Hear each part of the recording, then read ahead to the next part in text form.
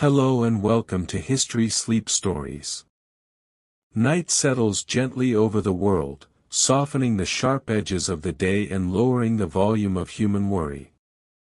Lights dim, voices fade, and thoughts slow into quieter rhythms. In these hours, when the world seems to pause and breathe, we become more open to reflection. It is often at night that deeper truths emerge, not through force or noise, but through stillness and listening. History, too, has known many restless nights.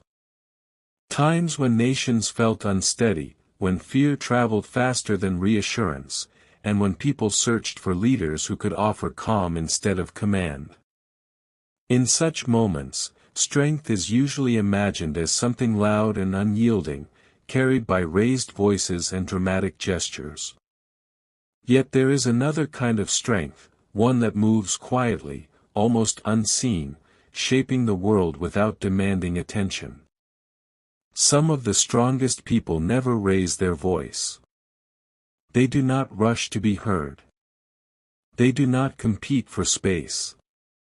Instead, they remain steady while others waver, offering presence rather than performance. Their influence grows slowly, built on trust, patience, and a deep understanding of human fragility. This quieter strength rarely announces itself, yet it endures far longer than force ever could. This story opens in that space between noise and silence, where calm leadership becomes most necessary.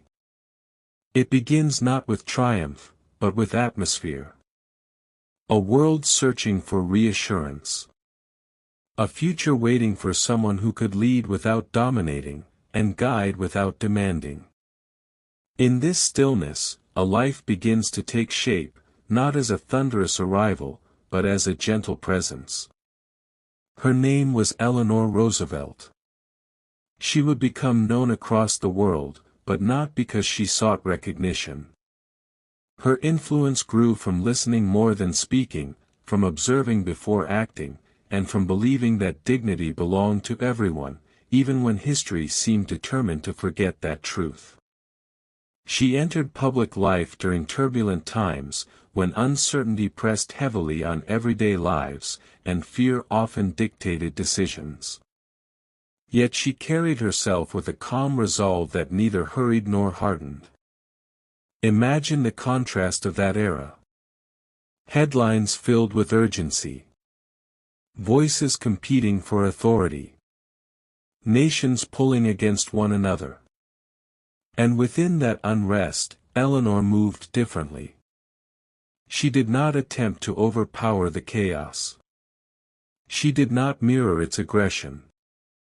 Instead, she offered something rarer, steadiness.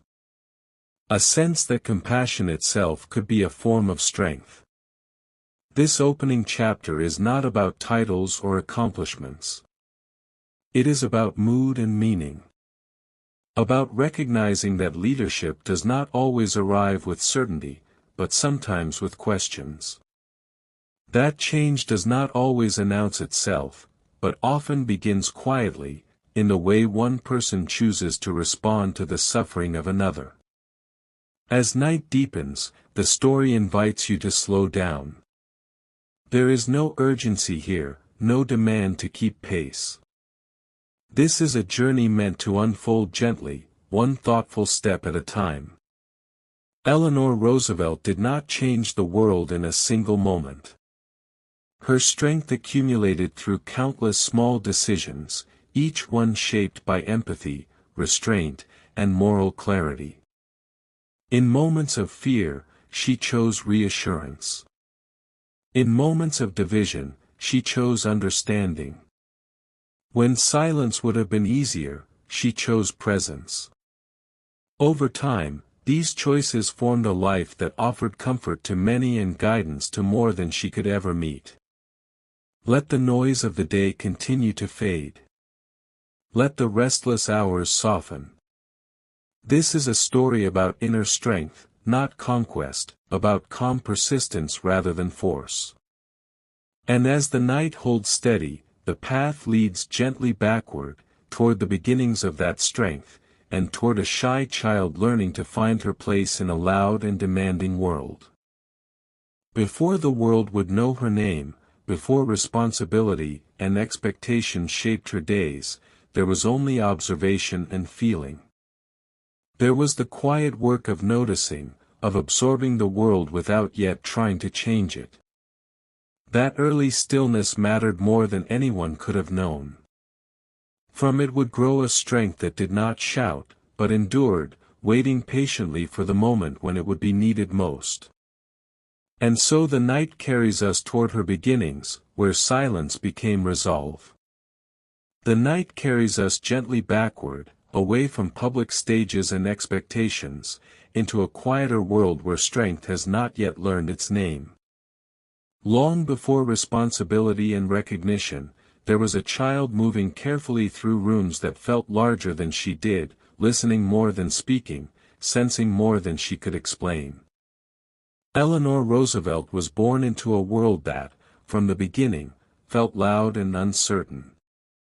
Voices around her carried confidence, tradition, and expectation, yet she herself seemed made of softer things. From an early age, she learned what it meant to feel out of step with her surroundings, to exist on the edges of conversations rather than at their center. It was not rebellion that kept her there, but sensitivity, a deep awareness of tone, mood, and emotional undercurrents that others often overlooked. Loss arrived early in her life, quietly but decisively, altering the landscape of her childhood. The absence left behind was not dramatic, but heavy, settling into her days like an unspoken presence. Loneliness became familiar, not as a sharp pain, but as a constant companion. In response, Eleanor did not harden. Instead, she turned inward. She watched. She listened. She learned the language of silence. Rooms mattered to her. The way light fell across a floor. The distance between chairs. The sound of footsteps approaching down a hallway. These details registered deeply, shaping her understanding of safety and uncertainty. While other children might have filled spaces with noise, Eleanor moved through them carefully, as if aware that every sound carried weight. Voices lingered with her, not just for what they said, but for how they sounded, gentle or sharp, welcoming or dismissive. Her shyness was not simply an absence of speech, but a form of attentiveness. She noticed when moods shifted, when smiles faded too quickly, when words failed to match intentions. This emotional sensitivity, though often misunderstood, was quietly teaching her something profound, that power did not always reside with those who spoke the most, but sometimes with those who understood the most. In a world that rewarded confidence and certainty, Eleanor often felt small. Expectations hovered around her, unspoken but firm, asking her to be brighter, bolder, more at ease. Yet she struggled to meet them in the ways others expected. This disconnect could have led to bitterness or withdrawal, but instead it fostered empathy. Feeling overlooked herself, she became keenly aware of others who stood unnoticed nearby. There were moments when the noise of the world felt overwhelming, when the pace of life seemed too fast for her thoughtful nature. During those times, Eleanor found refuge in observation. Watching people interact. Listening to conversations without joining them. Sitting quietly, absorbing the rhythms of human behavior. These moments were not empty.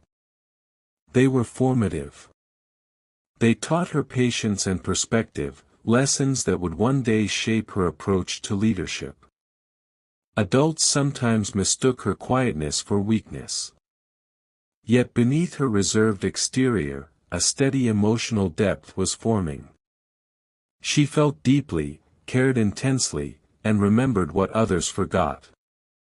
Even as a child, she carried the weight of emotion with a seriousness beyond her years. Rather than pushing these feelings away, she allowed them to exist, learning slowly how to live alongside them. This early sensitivity came with vulnerability. Criticism lingered longer. Disapproval cut deeper. Eleanor was acutely aware of how she was perceived, often doubting herself in ways that others never considered. But within that self-doubt lived a growing awareness of injustice, not yet articulated, but felt. She understood what it meant to be uncomfortable, to feel unseen, to occupy spaces that did not quite make room for her. Silence, for Eleanor, became both shelter and teacher. In the absence of constant reassurance, she learned to rely on inner steadiness. She discovered that listening could reveal truths that speaking sometimes obscured. These quiet lessons, learned in childhood, would later guide her through far louder rooms, where decisions carried global consequences. As the years passed, the shy child did not disappear. She remained, tucked beneath layers of responsibility and public presence, reminding Eleanor of the importance of gentleness. The world would eventually demand her voice, but it was this early habit of listening that gave her words their power. From loneliness grew empathy. From silence grew understanding. From a childhood shaped by loss and sensitivity emerged a woman uniquely prepared to recognize suffering in others. And though she did not yet know it, the quiet child navigating a loud world was already learning how to stand calmly within it, steady and attentive, waiting for the moment when her quiet strength would find its purpose. As childhood slowly gave way to adolescence, the quiet child did not vanish. Instead, she carried her sensitivity forward, learning how to exist with it rather than against it. The world did not suddenly grow softer, but Eleanor began to discover places within it where she could breathe, reflect, and grow without being overwhelmed. These years became a turning point, not marked by dramatic rebellion or sudden confidence, but by gradual strengthening, almost invisible from the outside. Eleanor Roosevelt entered new environments where expectations were clearer and routines more defined. Education offered her structure, and within that structure, she found something unexpected: space to think. Lessons did not simply provide information, they offered order, a sense that ideas could be explored patiently and that effort, not performance, held value. For someone who had long felt uncertain of her place, this quiet discipline brought comfort. Mentors appeared gently in her life, not as commanding figures, but as steady guides. They did not demand transformation. They encouraged observation, curiosity, and moral reflection. Eleanor responded to this kind of guidance instinctively.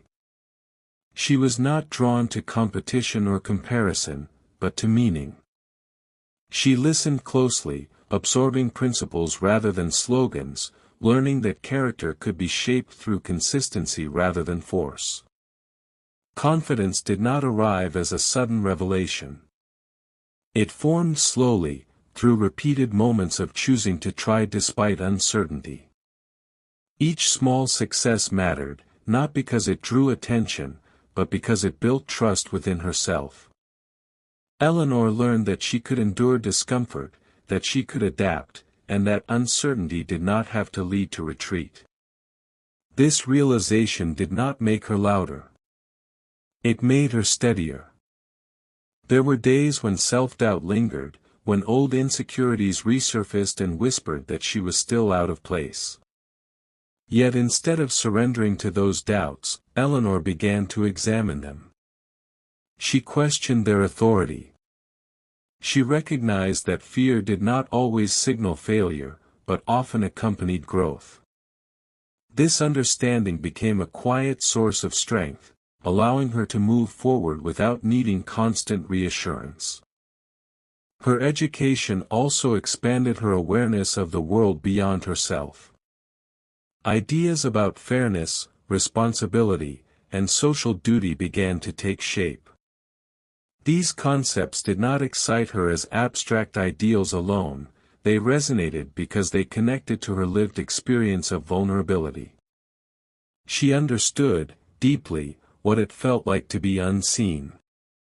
That understanding gradually transformed into a moral compass, pointing her toward empathy rather than judgment. Social expectations still pressed against her, reminding her of the roles she was expected to fill.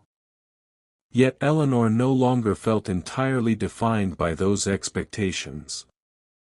She had begun to cultivate an inner life, one that provided stability when external approval wavered. This inner resilience did not depend on applause. It relied on alignment between belief and action, even when no one else noticed. In conversations, she remained thoughtful rather than assertive. She did not rush to dominate discussions, but when she spoke, her words carried weight. People began to notice not her volume, but her clarity. She asked questions that revealed insight, listened with genuine attention, and responded with care. These habits, formed quietly, would later allow her to navigate complex environments with calm authority. Transformation came without drama. There was no single moment when Eleanor decided who she would become. Instead, identity emerged gradually, shaped by reflection and experience. Each challenge refined her understanding of herself and her values. Each success reinforced the belief that steadiness could be as powerful as ambition. Standing alone no longer felt like isolation. It became independence. Eleanor learned that she could hold her ground without confrontation, that she could remain true to herself even when surrounded by louder personalities. This ability to stand alone, grounded in principle rather than ego, would later become essential. By the time these formative years began to close, Eleanor was not free from doubt, but she was no longer ruled by it. She had learned that resilience is not built through grand gestures, but through patience, self-examination, and quiet perseverance. Confidence, she discovered, did not require applause. It required integrity. This growing sense of inner stability prepared her for what lay ahead, though she could not yet see it clearly.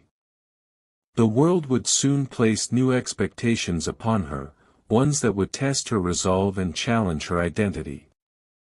And as her life moved toward partnership and public responsibility, the lessons learned in solitude would become her anchor, guiding her through roles she had not fully chosen, but would come to redefine in her own quiet way. As the years of preparation and inward growth settled quietly behind her, life began to move Eleanor toward a path shaped less by choice than by expectation. The inner resilience she had cultivated would soon be tested, not through sudden upheaval, but through the slow weight of responsibility and the subtle pressure to become someone the world already imagined her to be. Marriage arrived not as a dramatic turning point, but as an assumed progression. It was presented as stability, as purpose, as a role clearly defined long before she stepped into it. For Eleanor, this transition did not feel like the fulfillment of a long-held dream. Instead, it felt like an entrance into a life already outlined, where personal uncertainty had little room to speak aloud. She accepted it with the same seriousness she brought to all obligations, aware that duty often asked more questions than it answered. Becoming a wife meant entering a public rhythm that moved faster and spoke louder than her natural pace. Expectations followed closely behind, about appearance, behavior, and silence. There were standards to uphold and impressions to maintain, and Eleanor understood that her actions would no longer belong solely to herself. Emotional restraint became a daily practice, not as denial, but as adaptation. She learned when to speak, when to listen, and when to step back, even as her inner world continued to expand. The marriage placed her alongside ambition and visibility, yet she did not rush to claim either. Instead, she observed. She noticed how public life demanded confidence even when certainty was absent, and how private struggles were often concealed behind composed expressions. Eleanor did not rebel against this structure, nor did she fully surrender to it. She existed somewhere in between, navigating a life that felt only half chosen, yet fully binding. There were moments of quiet loneliness within shared spaces, moments when connection felt distant despite physical closeness. These were not conflicts voiced aloud, but tensions felt inwardly. Eleanor carried them without spectacle, relying on endurance rather than confrontation. She understood that some struggles did not need resolution to shape character. Simply enduring them, thoughtfully and without bitterness, could be its own form of strength. Public life continued to draw nearer. Invitations, expectations, and responsibilities multiplied, each one reinforcing the idea that she now represented more than herself. Eleanor adapted carefully, aware that her natural reserve was often misread as detachment. Yet beneath her composed exterior, she was constantly learning about people, power, and the subtle ways influence moved through conversation and presence rather than command. This period of her life was defined by adjustment. She learned how to exist within roles she had not designed, finding small spaces where her values could still breathe. Writing became a refuge. Reflection remained essential. Through these quiet practices, she preserved a sense of self that did not rely on outward validation. The shy child and the thoughtful student had not disappeared, they simply learned how to remain steady within more demanding surroundings. Duty shaped her days, but it did not erase her sensitivity.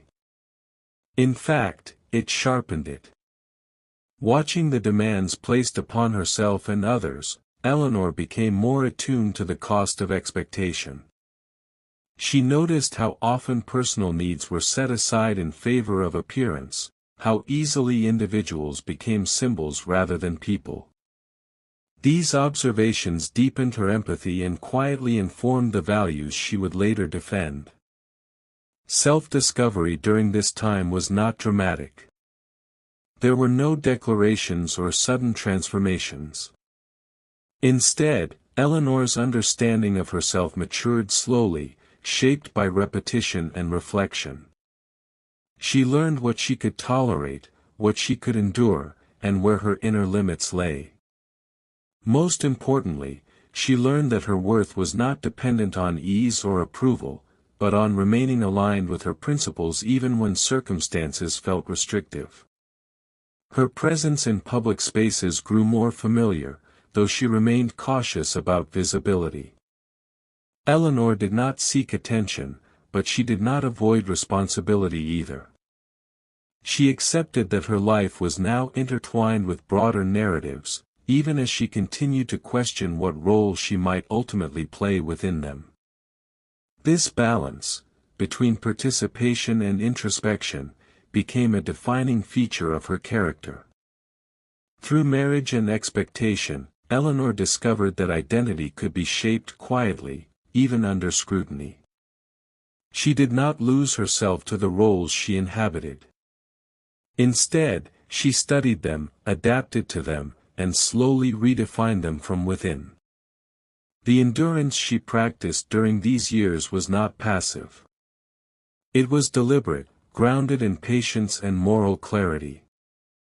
As this chapter of her life unfolded, Eleanor stood at the threshold of deeper responsibility. The world would soon require more from her than quiet adaptation. It would ask her to step forward, not just as a presence beside power, but as a voice shaped by observation, restraint, and lived experience. And as the demands of public life grew louder, the quiet strength she had been refining would begin, at last, to find its direction. As the demands of public life grew louder around her, Eleanor did not respond by raising her own voice. Instead, she turned inward, toward practices that allowed her to remain grounded while the world pressed closer. Where others spoke to be seen, she began to listen to understand. And in that listening, something quietly transformative began to take shape. Eleanor Roosevelt discovered that silence did not have to mean absence. It could be a space of attention, a place where meaning gathered slowly. Surrounded by conversations filled with certainty and ambition, she noticed how often the most important truths were spoken softly, or not at all. She learned to attend to pauses, to what people avoided saying, to the emotions that lingered beneath carefully chosen words. This attentiveness became a form of participation, even when she remained outwardly reserved. Writing offered her a way to give shape to thoughts that did not yet feel ready for the world. In letters and journals, she explored questions without the pressure of immediate response. These private reflections were not performances. They were honest, searching, and unpolished. Through them, Eleanor clarified her beliefs, examined her doubts, and slowly articulated values that would later guide her public life. Each page became a quiet conversation with herself, one that strengthened her sense of purpose. Her observations extended beyond her own experience. Eleanor watched people closely, especially those who moved unnoticed through public spaces. She listened to their stories, often shared hesitantly, as if unsure they mattered. In these moments, she recognized something essential: being heard could restore dignity. She did not interrupt or correct. She allowed people to speak fully, trusting that understanding required patience. This habit of listening, practiced consistently, began to shape her presence in subtle but meaningful ways. She learned that listening could be a form of leadership. Not leadership defined by direction or command, but by attention and care. In quiet conversations, Eleanor found that her responses carried weight precisely because they were considered. She did not rush to offer solutions. Instead, she reflected back what she heard, acknowledging complexity rather than simplifying it. People sensed this difference. They felt seen rather than managed. Without intending to, Eleanor was cultivating trust, the kind that forms not through authority, but through respect. Introspection became her steady companion. At a time when public roles threatened to consume individuality, Eleanor preserved an inner space where reflection remained possible. She examined her reactions, questioned her assumptions, and resisted the temptation to adopt opinions simply because they were expected. This inward discipline did not isolate her. On the contrary, it made her more attuned to others. Understanding herself allowed her to approach the world with humility rather than certainty. The contrast between her quiet methods and the louder styles around her grew more apparent. While speeches dominated headlines, Eleanor's influence moved through correspondence, conversation, and presence. She began to realize that impact was not always visible in the moment it occurred. Sometimes it unfolded later, when a carefully chosen word resurfaced in someone else's decision, or when a listener felt encouraged to speak again. These years refined her voice without amplifying it. Eleanor's confidence did not announce itself, but it strengthened. She became more comfortable expressing her thoughts, even when they diverged from prevailing opinions. Yet she remained gentle in her delivery, aware that persuasion did not require pressure. Her calm demeanor allowed difficult ideas to be considered rather than dismissed. Writing also provided continuity. In a life increasingly shaped by schedules and obligations, the act of putting thoughts to paper offered stability. It allowed Eleanor to trace her own growth, to see how uncertainty gradually gave way to clarity. These written reflections formed a record of becoming, capturing a voice that evolved through patience rather than urgency. Observation taught her as much as expression. Eleanor noticed how power often silenced vulnerability, and how quickly people learned to protect themselves by speaking less honestly. This awareness deepened her commitment to creating spaces where authenticity felt safe. Even without formal authority, she influenced the tone of interactions around her, modeling attentiveness in environments that often rewarded speed over understanding. Her voice, when it emerged, carried the weight of careful listening. It was shaped by stories entrusted to her, by moments of shared reflection, and by a deep respect for complexity. Eleanor did not seek to dominate conversations. She sought to honor them. In doing so, she demonstrated that leadership could be rooted in presence rather than prominence. As this chapter of her life unfolded, Eleanor stood quietly at the edge of greater visibility. The habits she had formed, listening, writing, reflecting, were preparing her for responsibilities she had not yet fully imagined.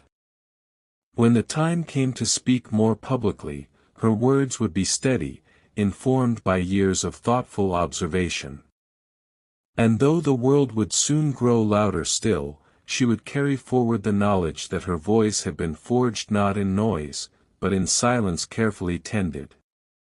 The quiet cultivation of her voice, honed through observation and reflection, prepared Eleanor for the responsibilities that awaited her when she stepped fully into the public sphere. The transition from careful listener to visible figure did not arrive as an announcement, but as a slow unfolding, an extension of the habits she had nurtured in private. Each word she had written, each conversation she had listened to, each moment of reflection, became a foundation for the presence she would bring to the world as First Lady. Entering this new role, Eleanor confronted expectations that had long been assumed for women in her position. The office demanded visibility, diplomacy, and grace, yet it often left little room for authenticity. She did not approach these responsibilities with ambition alone, nor with the intention of performing for approval. Instead, she brought a steady attentiveness, a quiet willingness to learn from the people she encountered, and a belief that leadership could be gentle, patient, and moral. Visits to hospitals, factories, and schools became her classrooms.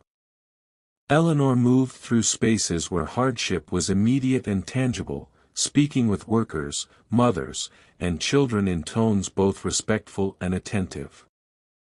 She listened as much as she spoke, allowing their words and stories to guide her understanding of society's unspoken needs. These interactions, though quiet and often private, carried an authority rooted in empathy rather than command.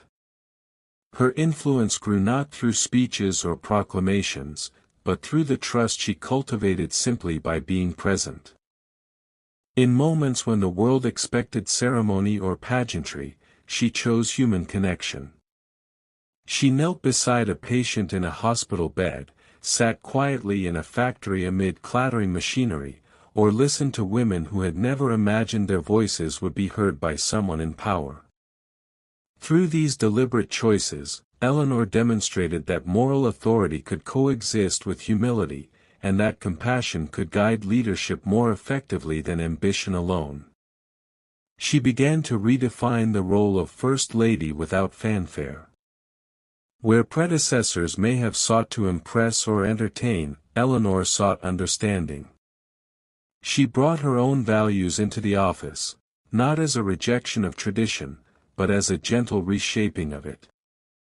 Her presence encouraged others to approach her honestly, to share concerns that might otherwise have been ignored, and to trust that their experiences mattered.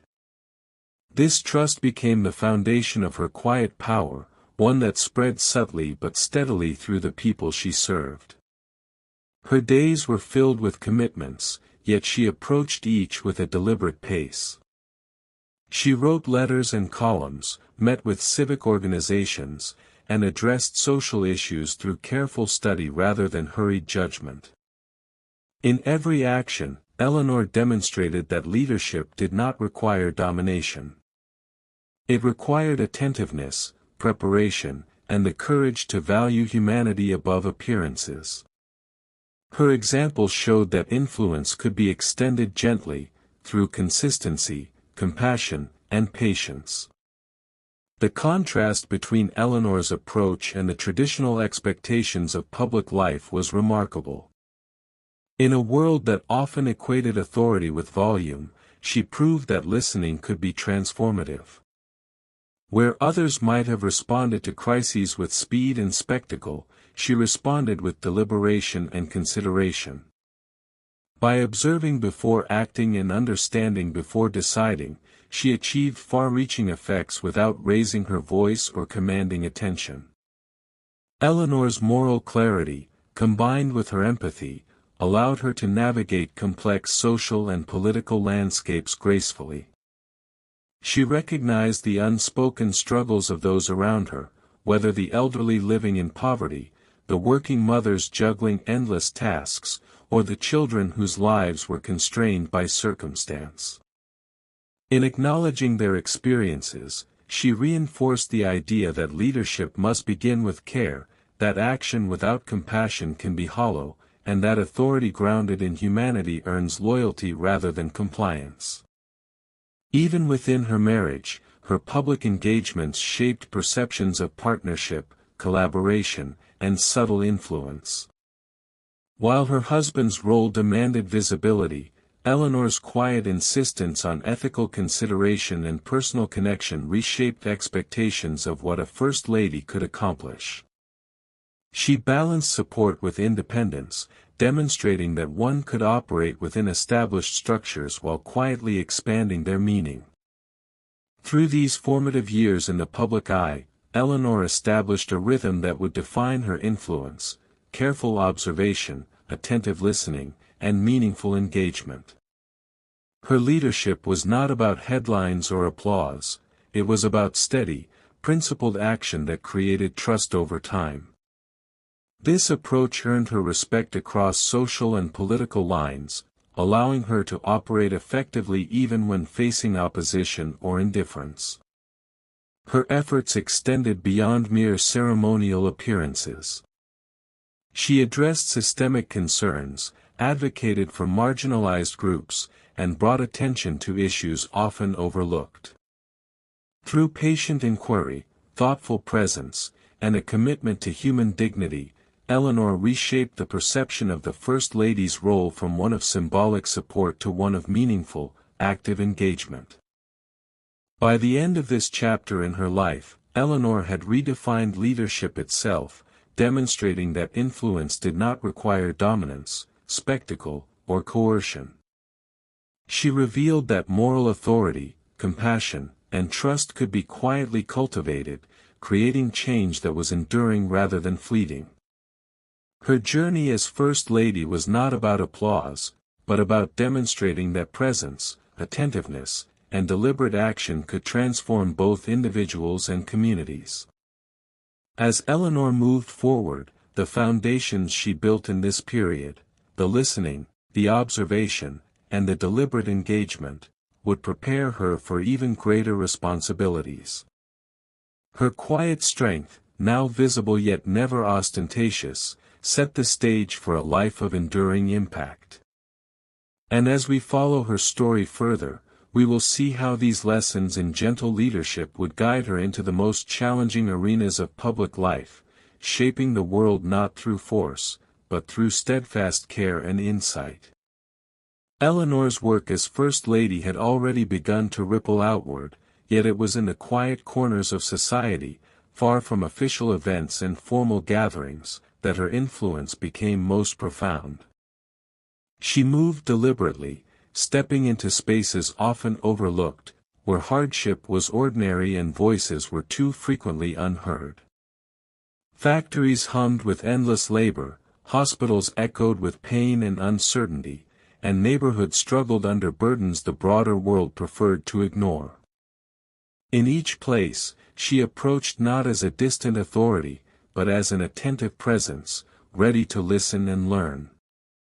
She walked among the forgotten, not to be seen, but to see.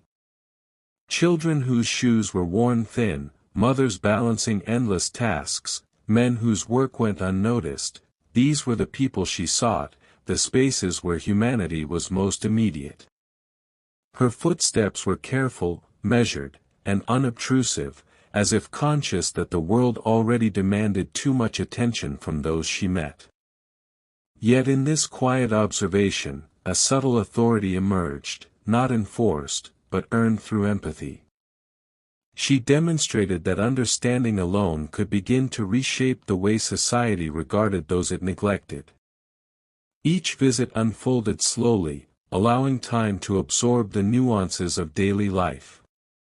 Eleanor paused to observe details that might seem ordinary to outsiders: the threadbare curtains in a hospital ward, the rhythmic tapping of machinery in a factory, the tired lines etched on a mother's face as she soothed a restless child.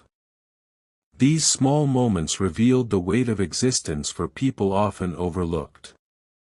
She did not hurry through, did not rush toward headlines or public approval. Instead, she moved at the pace of those she visited, allowing the experience itself to guide her understanding. Listening became her primary tool. Words spoken quietly, hesitantly, were met with patient attention.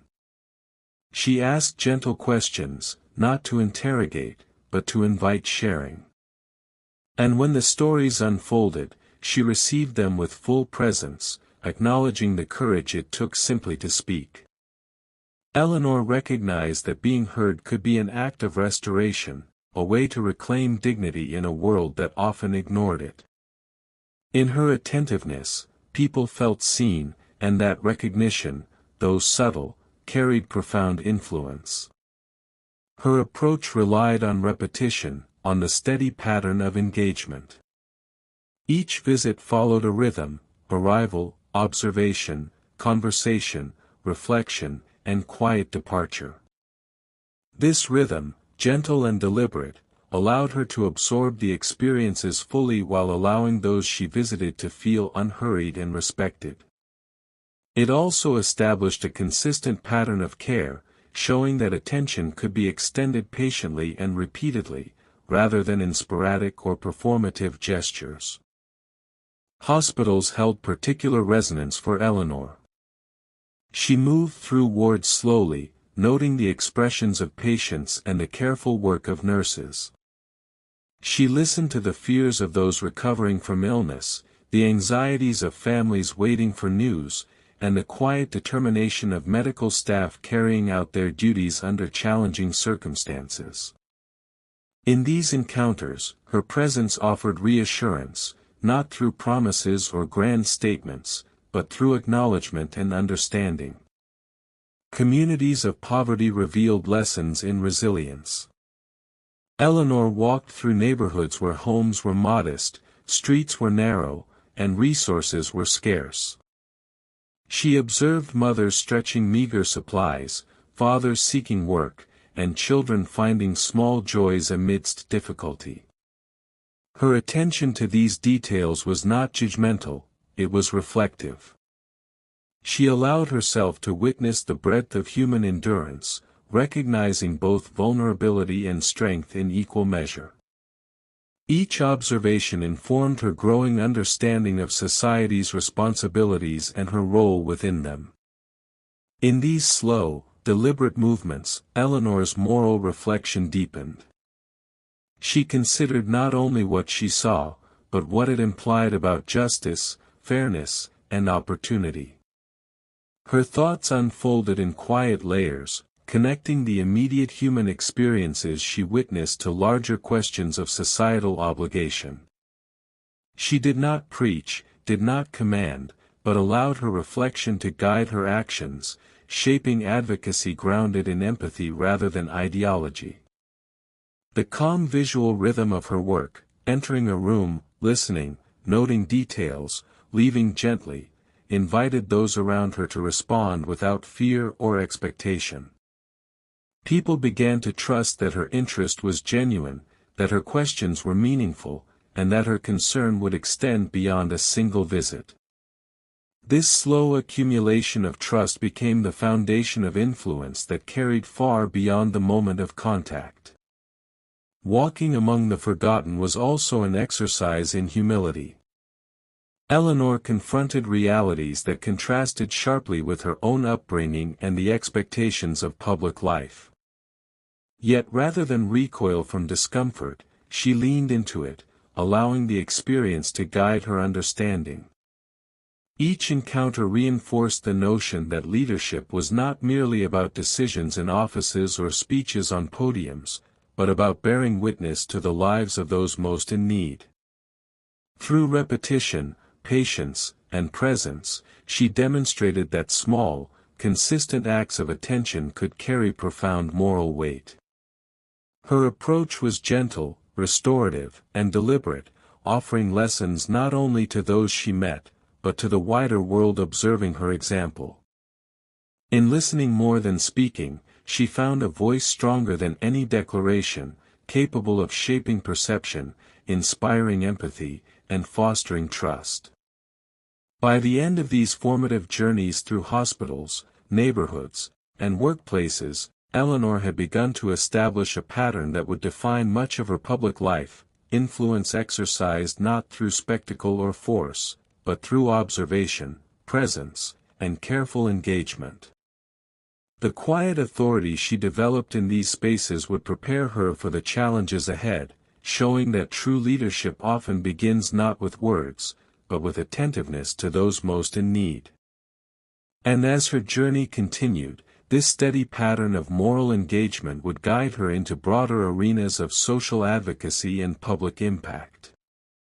The lessons Eleanor had absorbed while walking among the forgotten carried forward into the most challenging realms of her public life.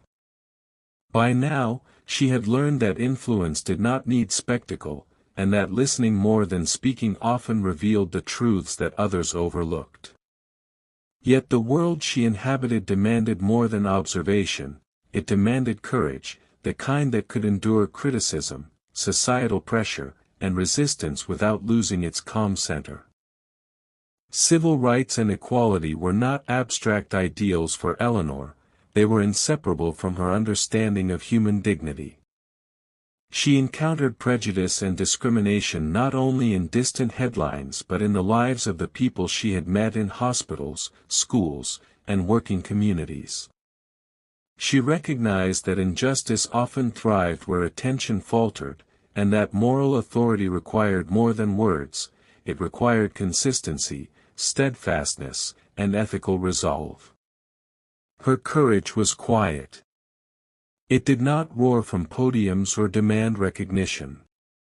It was expressed through careful action, deliberate advocacy, and thoughtful support. Eleanor spoke, wrote, and acted in ways that highlighted principle over performance. She attended meetings on civil rights, lent her voice to discussions about equality, and consistently placed herself in the presence of issues that others avoided, all without raising the tone of public debate unnecessarily. The world expected anger to accompany resistance, and yet Eleanor demonstrated that moral fortitude did not need to be loud or confrontational. Calm persistence became her hallmark. She could challenge inequity, correct injustice, and insist on fairness without allowing frustration to overshadow clarity. In doing so, she won respect not only from allies but also from those who disagreed, who recognized that her stance was grounded in principle rather than personal grievance. Her quiet bravery inspired others to follow, not because she commanded attention, but because she embodied steadiness in the face of pressure. She understood that real change often unfolds slowly, shaped by repeated acts of ethical consistency rather than dramatic gestures. In advocating for civil rights, Eleanor was patient yet unwavering, attentive to nuance while holding firm to core values. Public speeches and columns became tools of subtle influence. She did not seek to provoke anger, but to illuminate injustice. Each word was measured, each argument rooted in reason and empathy. Eleanor knew that when courage is paired with respect, it cultivates understanding rather than resistance, and that influence is often more enduring when it encourages reflection instead of confrontation. Even in the face of criticism, she maintained composure. Those who questioned her motives, her methods, or her influence found that she did not react defensively. Instead, she observed, considered, and responded thoughtfully. This steadiness itself became a form of courage, demonstrating that true strength does not rely on dominance but on maintaining integrity under scrutiny. Eleanor's moral consistency extended into personal interactions as well.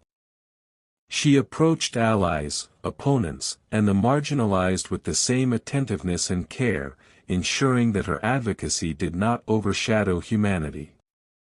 Through letters, visits, and personal conversations, she reinforced the principle that ethical leadership is grounded in respect for others, even when addressing injustice.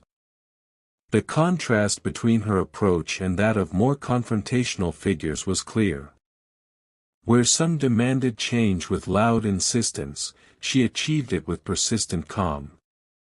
Her courage was not defined by defiance, but by endurance, careful planning, and unwavering adherence to what she knew to be right. In this, she revealed that bravery is as much a matter of inner discipline as it is of outward action. By the end of this chapter, Eleanor had solidified a model of leadership rooted in moral steadiness. She showed that one could challenge inequality, advocate for the oppressed, and advance justice without surrendering composure. Her quiet courage, built on observation, reflection, and consistent ethical engagement, became a guiding principle not only for her own life but for the many who would follow her example. As Eleanor continued to navigate the complex landscape of public life, the foundation she had built, trust, empathy, and unwavering principle, would enable her to step into even broader arenas of influence. The courage she displayed without anger prepared her for challenges yet to come, demonstrating that true strength lies not in confrontation, but in calm, steadfast action. The quiet courage Eleanor had cultivated through years of listening, reflection, and steady advocacy prepared her for a world transformed by conflict. The war had left nations exhausted, economies strained, and societies questioning the very foundations of justice and peace. In the aftermath, the global stage demanded voices of experience, insight, and compassion, qualities Eleanor had honed in the quietest corners of her own life. She stepped onto this larger arena not as a figure seeking prominence, but as one shaped by years of careful observation and moral steadfastness. The devastation of war created spaces where empathy was urgently needed. Cities were scarred, families displaced, and social structures destabilized. Eleanor approached this new reality with the same attentiveness she had practiced in hospitals, schools, and neighborhoods, noticing what was often overlooked, listening where others rushed to speak, and considering deeply the human consequences of political decisions. Her global engagement was grounded in understanding, not ambition, and it was this quality that allowed her to navigate complex international concerns with credibility and care. Her travels and diplomatic work revealed the interconnectedness of humanity. She witnessed the shared struggles of survivors across continents, recognizing that the challenges she had observed in local communities mirrored those faced on a larger scale. Hunger, poverty, and displacement were no longer distant abstractions, they were real experiences that demanded thoughtful solutions. Through patient inquiry and attentive presence, Eleanor learned how to translate personal empathy into global action, demonstrating that insight born from small acts of observation could inform decisions affecting millions. Listening remained her most powerful tool.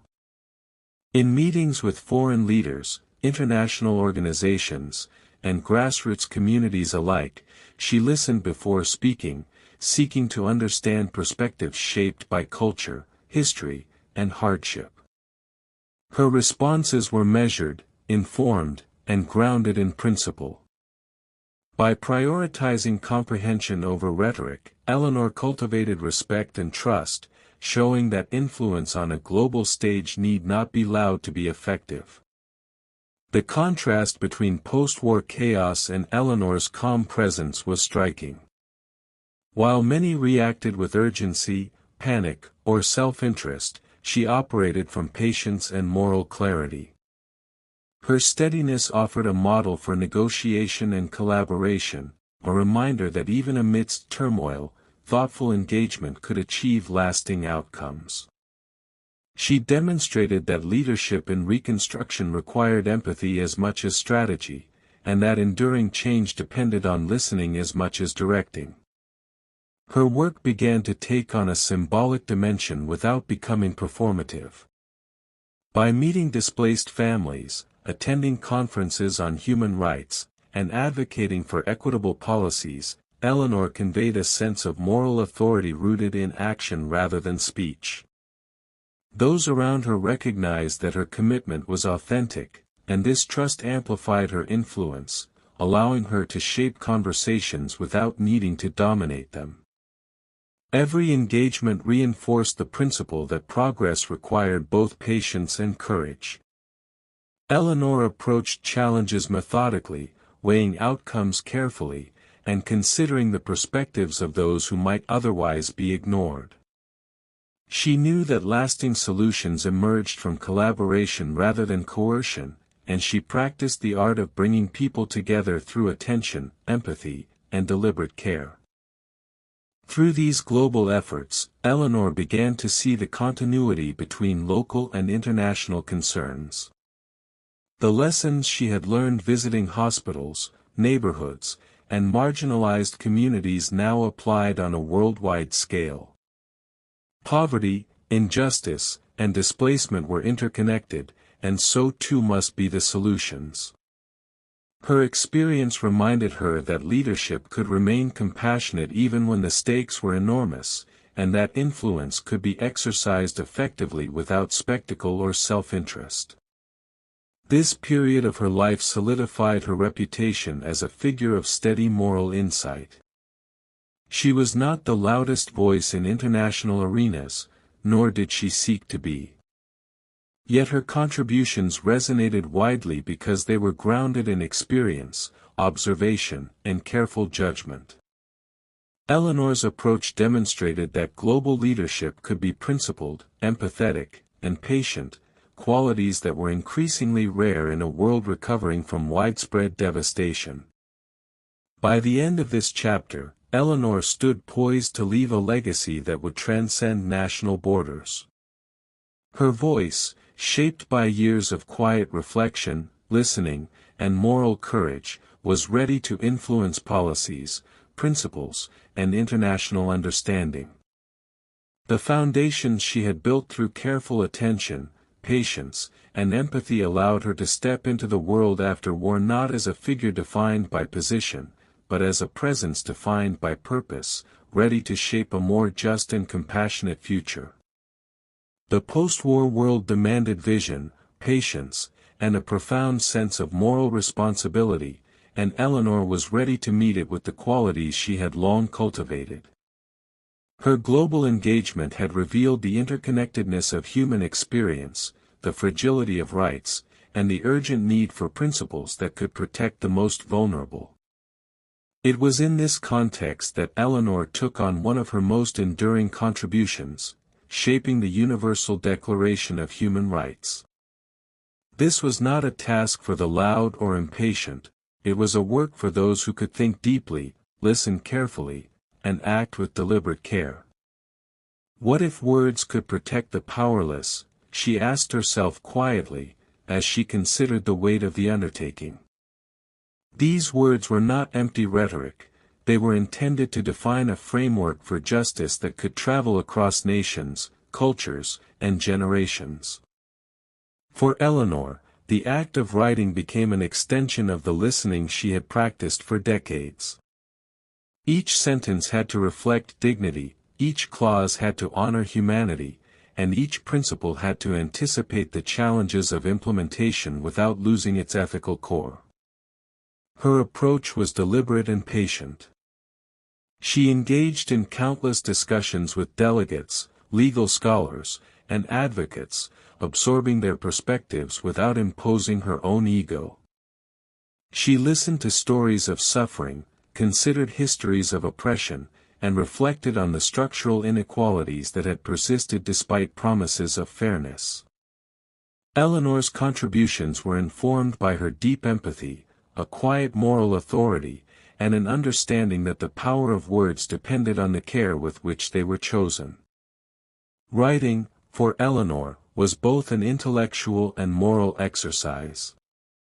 She understood that clarity could save lives, that precision could prevent abuse, and that thoughtful phrasing could serve as a shield for the vulnerable. Unlike the dramatic gestures often associated with political triumphs, this work required subtlety, reflection, and patience. Her influence was exerted through careful articulation rather than through public declaration, showing that enduring change often unfolds behind the scenes, quietly yet profoundly. She approached debates with the same calm presence she had brought to neighborhoods, hospitals, and international gatherings. When disagreements arose, she listened more than she spoke, seeking common ground without compromising principle. Her steady demeanor reminded others that collaboration did not require dominance, that moral persuasion could be gentle yet firm, and that shared human values could guide collective decisions even amid disagreement. Eleanor's work on the Declaration reflected her belief that leadership is an act of service rather than self-interest. She recognized the responsibility inherent in codifying rights, understanding that the words chosen would outlive those who drafted them.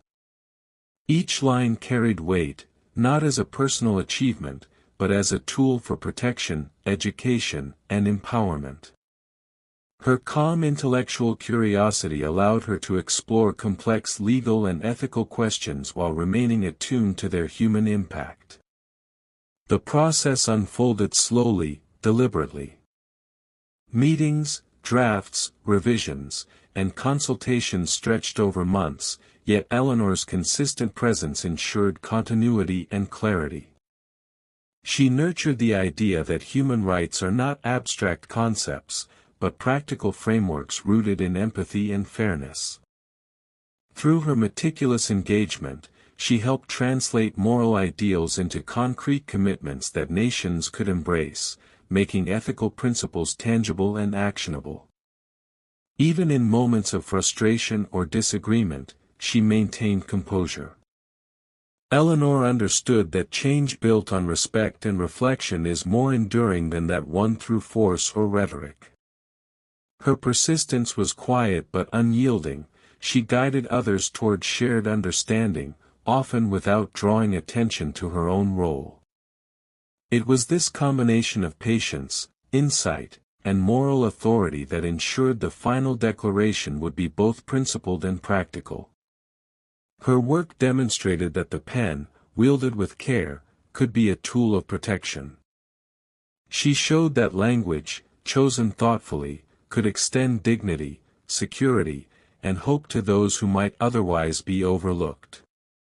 Eleanor's contributions were never about personal glory, they were about embedding humanity into structures that could safeguard it for generations to come.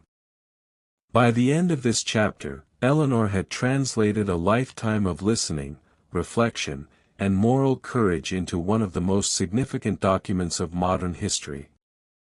The Universal Declaration of Human Rights stands as a testament to what can be achieved when influence is exercised with patience, empathy, and careful attention to principle. Through her work, she illustrated that true impact need not be loud to be lasting, that the quiet application of insight and care can change the world in ways both profound and enduring. Her voice, honed through years of reflection and deliberate action, had now found its most far-reaching expression. Eleanor's dedication to protecting humanity through words alone revealed that leadership is often quiet, thoughtful, and deliberate, and that the greatest legacies can arise from calm persistence rather than spectacle. With the Universal Declaration of Human Rights firmly established, Eleanor entered a phase of life defined less by urgent action and more by reflection, mentorship, and quiet purpose.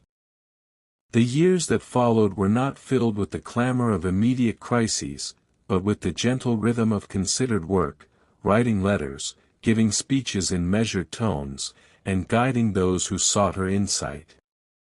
In this period, her influence became a gentle current, shaping minds and hearts without the need for spotlight or acclaim. Eleanor's writing remained a cornerstone of her daily life. She penned reflections, essays, and columns that distilled decades of observation and experience into lessons both practical and philosophical. These words were not designed for spectacle, they were intimate, thoughtful, and imbued with a sense of calm authority. Readers found in her prose a voice that was steady, compassionate, and full of quiet wisdom, a voice that had matured alongside her understanding of the human experience.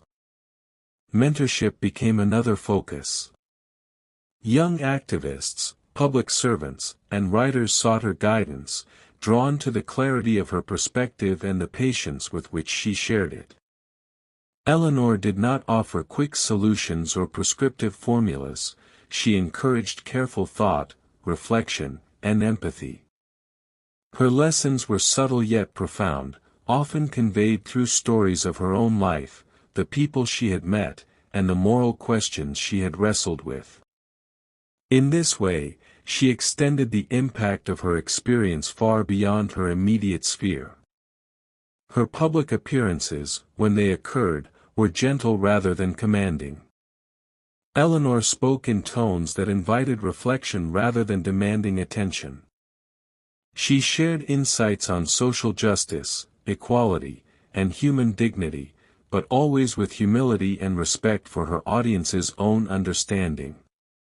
In these moments, she reminded the world that influence is not measured by volume or spectacle, but by the clarity, authenticity, and consistency of one's message. Time gave her the opportunity to reflect on a life spent in service. She looked back on decades of observation, listening, and advocacy, seeing how each step had built upon the last. There were no regrets, only the understanding that her choices, whether quiet or visible, had left a mark. In this reflective practice, she found peace, recognizing that meaningful work often unfolds gradually, sometimes unseen, but always significant. Eleanor also embraced moments of personal quiet. She walked in gardens, read thoughtfully, and maintained correspondence with friends and colleagues who shared her values. These practices were not distractions from purpose, they were the foundation of it, allowing her to sustain clarity and compassion even as the world changed around her. The calm she cultivated became a model for those who observed her life, illustrating that steadiness and attentiveness are forms of strength in themselves. Her later years were marked by gentle wisdom. She encouraged reflection over reaction, understanding over judgment, and patience over haste. Eleanor's interactions carried the weight of lived experience, and those who encountered her during this time often remarked on the sense of calm and assurance she conveyed. She had learned, through a lifetime of quiet cultivation, that true influence is measured not by immediate impact, but by the enduring values and habits one instills in others. Acceptance also shaped her perspective. Eleanor recognized the limits of what any one person could achieve, yet she remained committed to action grounded in principle. She understood that peace is not passivity, it is alignment between intention and practice, clarity of conscience, and the ability to witness life fully without being consumed by it. This insight lent a serene cadence to her remaining years, as she continued to act with thoughtfulness and purpose. By the end of this chapter, Eleanor had established a rhythm of life that was at once active and restful, engaged and reflective. Her legacy was no longer solely in policy or advocacy, but in the quiet authority of a life lived with integrity, empathy, and deliberate care. She showed that meaning can be expressed softly, that guidance can be gentle, and that influence need not raise a voice to leave an enduring mark. As listeners rest in this portrait of Eleanor's later years, they are invited to absorb the calm certainty of a life aligned with principle. Her example offers not just historical insight, but an emotional rhythm, a gentle reassurance that enduring impact can coexist with peace, reflection, and quiet fulfillment. In this, Eleanor's story becomes more than history, it becomes a model for living with steadiness, compassion, and thoughtful presence. Eleanor's journey had taken her from the quiet observations of a shy child to the global stage, yet her greatest strength was never measured in power or accolades. It was measured in consistency, empathy, and the calm courage that had guided every decision she made. As we close this story, it is not the monuments, speeches, or headlines that define her legacy, but the steady presence she offered to the world, the patience with which she listened, and the kindness she extended without expectation. Her influence continues quietly, even now. It lives in the moments when someone chooses fairness over convenience, when a person shows courage without needing applause, when empathy guides an action in place of haste or judgment. These are the echoes of Eleanor's life, subtle and unassuming, yet profound in their effect. The world she shaped was not one of spectacle, but of ordinary people inspired to act with conscience, thoughtfulness, and care. We remember her not only for what she accomplished, but for the example she set. In hospitals, neighborhoods, international assemblies, and the pages of history, she demonstrated that leadership does not require volume. It requires steadiness, attentiveness, and an unwavering commitment to principle. Her quiet strength was a beacon, not bright and blinding, but steady and enduring, guiding those willing to notice, reflect, and act with gentle integrity. As we consider her life, it is comforting to realize that such influence does not demand perfection or constant heroism. It resides in small, consistent choices, listening when it is easier to speak, acting when it is easier to ignore, upholding fairness when it would be simpler to bend. Eleanor's story invites us to rest in the knowledge that meaningful impact often unfolds quietly, nurtured by patience, thoughtfulness, and care. Her legacy also teaches a lesson in calm courage. True strength does not require confrontation or spectacle, it can exist as moral steadiness that remains present even in the face of adversity. Eleanor lived this lesson daily, quietly shaping her world while offering others the space to do the same. The lives she touched, the minds she guided, and the principles she championed continue to resonate, though not always loudly. Now, as this story draws to its gentle close, allow yourself to settle into the quiet rhythm that Eleanor embodied. Imagine her presence as a soft light, steady and reassuring, reminding us that peace, integrity, and empathy are lasting forms of power.